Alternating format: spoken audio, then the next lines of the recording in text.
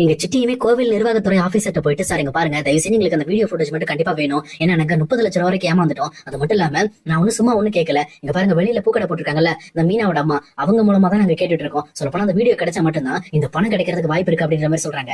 ஆனா இதை கேட்டோன்னு இன்னொரு பக்கம் இங்க அந்த நிர்வாகத்துறை ஆபீசரும், இங்க பாருங்க, நாங்க போலீஸுக்கு மட்டும் தான் தருவோம், நீங்க கேட்டாலும் எங்களால தர முடியாது அப்படின்ற மாதிரி சொல்றாங்க. ஆனா அதே நேரத்துல, சார் இங்க பாருங்க, ப்ளீஸ் அவங்களுக்காக ஹெல்ப் பண்ணுங்க சார், அவங்க ரொம்ப கஷ்டப்பட்ட குடும்பம் அப்படின்னு சொல்லி மீனாவோட அம்மாவை காரணம் காட்டி இந்த பக்கம் வந்து அந்த வீடியோ ஃபுட்டேஜ் வாங்கிடுறாங்க. வாங்கினதுக்கு அப்புறம் இங்க சிட்டியுமே அந்த போட்டோவை கலெக்ட் பண்ணிட்டு டேரக்டா அவங்க ஆளுங்களுக்கு அந்த போட்டோ பண்ணி போட்டு, இவனை எங்க பார்த்தாலும் தூக்குங்க, இவனால கண்டிப்பா நமக்கு பணம் வர வேண்டியது இருக்கு அப்படின்னு சொல்லி அவங்க ஆளுங்களுக்கு எல்லாத்துக்குமே அனுப்பிச்சு விடுறாங்க. அதே நேரத்துல இன்னொரு பக்கம் அந்த கோயில் நிர்வாகத்துறை ஆபீசருமே இங்க எப்போ போல வேலையை முடிச்சுட்டு வெளியில கிளம்புறப்போ இங்க மீனாவோட அம்மா கிட்ட, இங்க பாருங்கம்மா, நீங்க சொன்னீங்க அப்படிங்கிறதுக்காக தான் அந்த பையன் கிட்ட அந்த பணம் நீங்க மாத்த அன்னைக்கு உள்ள வீடியோ ஃபுட்டேஜ் கொடுத்துருக்கேன் அப்படின்ற மாதிரி சொல்றாங்க. இது கிட்டோன்னு இந்த பக்கம் வந்து மீனாவோட அம்மாக்கு ஒண்ணுமே புரியல. எந்த பையன் கொடுத்தீங்க, என் பொண்ணு தானே கேட்டுக்கிட்டு இருந்தா அப்படின்னு சொல்லி சொல்றாங்க. இல்லம்மா, யாரோ சிட்டின்னு ஒரு பையன் வந்து வாங்கிட்டு போனா அப்படின்னு சொல்லி சொல்றாங்க. உடனே அவங்களுமே அப்போதைக்கு அந்த சுச்சுவேஷனை சமாளிக்கிறதுக்காக அவருக்கு நன்றியும் சொல்லி இந்த பக்கம் அங்கிருந்து அனுப்பிச்சு விடுறாங்க. அடுத்த செகண்ட் இந்த பக்கம் சத்யாக்கு கால் பண்ணி, சத்யா, சிட்டி வந்து கோயில்ல இருக்கிற சிசிடிவி ஃபுட்டேஜ் வாங்கிட்டு போயிருக்காண்டா, ஆனா எதுக்கு வாங்கினான்னு தெரியல அப்படின்னு சொல்லி சொல்றாங்க. உடனே இந்த பக்கம் வந்து டேரக்டா சத்யாவும் இங்க கடைக்கு வராரு. வந்தது மட்டும் இல்லாம இங்க டேரக்டா எதுக்காக வாங்கிருக்காங்க அப்படின்ற விஷயம் எல்லாத்தையும் விசாரிக்கிறாரு. விசாரிச்ச உடனே இந்த பக்கம் முத்துக்கு கால் பண்ணி நடந்த விஷயம் எல்லாத்தையுமே சொல்ல ஆரம்பிக்கிறாரு.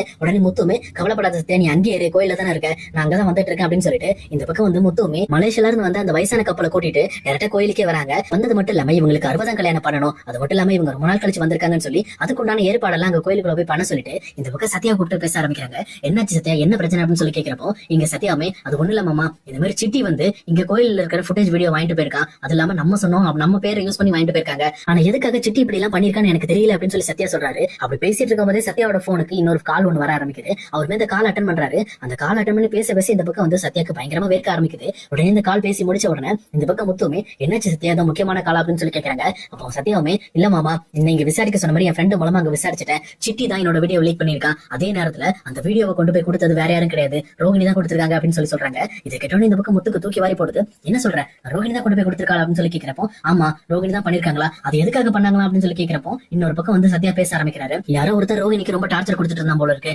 அவனை அடிக்கிறதுக்கும் அவனை மிரட்டி ஊரை விட்டு அனுப்புறதுக்காக தான் இந்த பக்கம் அவங்க சிட்டிக்கு தேவையான வேலையை பண்ணி கொடுத்திருக்காங்க. சொல்லப்போனா என்ன பழி வாங்கணும்னு சிட்டி நினைச்சதுனால அந்த வீடியோவை சிட்டி கிட்ட கொடுத்து சிட்டி மூலமா அந்த வீடியோவை பப்ளிஷ் பண்ண வச்சிருக்காங்க. சொல்லப்போனா இது எல்லாமே ரோகிணியோட வேலை தான் அப்படின்னு சொல்லி இந்த பக்கம் சிட்டியுமே சொல்றாரு. இதை கேட்டவனே இந்த பக்கம் முத்துக்கு ரொம்பவே கோபம் வருது. பட் இருந்தாலும் இப்போதைக்கு ரோகிணிக்கு எதிரான எந்த ஒரு ஆதாரமும் நம்ம கிட்ட இல்ல, அப்ப நம்ம பொறுமையா தான் இருக்கணும்னு சொல்லி அவங்களும் பொறுமையா இருக்காங்க. ஆனா இதெல்லாம் கேள்விப்பட்ட மீனாமே ரொம்பவுமே கோபத்தோட, இதுக்கு மேல அவங்களை விடக்கூடாதுங்க, முதல்ல அந்த சிட்டி சட்டையை பிடிச்சு கேட்கணும், நீங்க மட்டும் இங்க சத்யாவோட வாழ்க்கையை காப்பாத்தல அப்படின்னா அவன் ஜெயிலுக்குள்ளே போயிருப்பான், அவன் வாழ்க்கையை முடிஞ்சு போயிருக்கும் அப்படின்னு சொல்லி சத்யாவை நினைச்சு ரொம்பவே கவலைப்பட ஆரம்பிக்கிறாங்க. ஆனா அதே நேரத்துல முத்துமே, இங்க பாரு மீனா, தேவையில்லாம எமோஷன் ஆயிட்டு இருக்காத, முதல்ல ஃப்ரீயா விடு, கண்டிப்பா இந்த விஷயத்துல நான் வந்து முடிவை கண்டுபிடிக்கிறேன். ஆனா முதல்ல இப்ப நமக்கு ஒரு வேலை இருக்கு, அந்த மலேசியால இருந்து வந்திருக்காங்கல்ல கப்பல், அவங்க ரொம்ப நாள் கழிச்சு இந்த ஊருக்கு வந்திருக்காங்க, அவங்களுக்கு 60ஆம் கல்யாணம் பண்ணணும் ஆசைப்படுறாங்க, அதை நம்ம பண்ணி வச்சிருவோம்னு சொல்லிட்டு இங்க கோயிலுக்குள்ள வந்து அவங்களுக்கு 60ஆம் கல்யாணம் பண்றாங்க. அதே நேரத்துல அங்க வீடியோ ஃபுட்டேஜ் போட்டோ எல்லாமே இந்த பக்கம் முத்து தான் எடுத்துக்கிட்டு இருக்காரு. அதே நேரம் இன்னொரு பக்கம் மீனாவுமே, எங்க இப்போ ரோகிணி நமக்கு எதிராக நிறைய வேலை பண்றாங்கல்ல, எனக்கு தெரிஞ்ச வரைக்கும் ரோகிணியோட சொந்தக்காரங்களை பத்தி இல்ல ரோகிணியோட அப்பாவை பத்தி இவங்க கிட்ட விசாரிக்கலாம்ல, இவங்களை வீட்டுக்கு கூட்டிட்டு போயிட்டு இவங்க கிட்ட விசாரிச்சோன்னா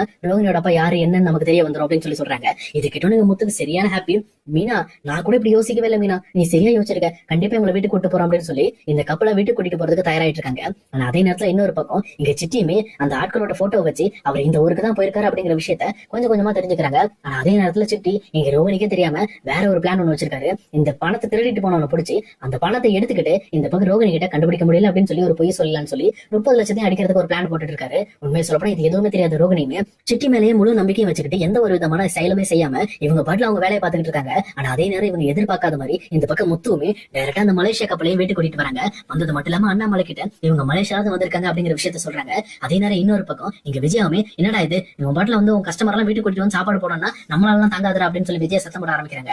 உடனே இங்க விஜயா பக்கத்துல போயிட்டு முத்துவுமே, இங்க பாருமா, இவங்க மலேசியால இருந்து வந்திருக்காங்க, சொல்ல முடியாது இவங்க ரோகிணியோட சொந்தக்காரங்களா கூட இருக்கலாம், இப்படி அவமானப்படுத்திட்டு இருக்க, ரோகிணியோட அப்பா பத்தி ஏதாவது தெரிஞ்சுக்கணும் விட்டு நீ கேட்டு தெரிஞ்சுக்க. அதே நேரம் சார் ஒரு வக்கீல் வேற, அப்ப நினைச்சாருன்னா ரோகிணியோட அப்பாவை ஈஸியா வெளியில எடுக்க முடியும், ரோகிணியோட அப்பா மட்டும் ஜெயில இருந்து வெளில வந்துட்டாருன்னு வச்சுக்க, உன் பையன் மனோஜோட பிரச்சனை எல்லாம் தீர்ந்துரும், அப்பனா இவரை வச்சுதான் நம்ம காய் நகர்த்தணும் அப்படின்னு சொல்லி சொல்றாங்க.